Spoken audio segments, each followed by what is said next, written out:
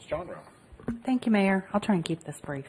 I won't belabor all the details. I'm sure most of you remember Mr. Guest's presentation from last time, and I imagine he's going to hit some of the highlights here in a minute.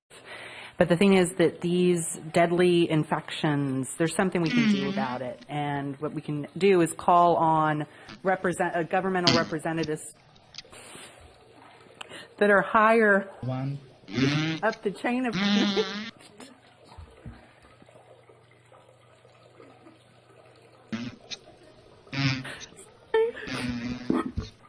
and ask for action at the federal level. I am aware of Mr. Brainerd's concerns that he raised last time, and there would be instances where I actually agree that we should take action locally first, but there are not any CAFO operations in Georgetown, so for us to just say it within the city limits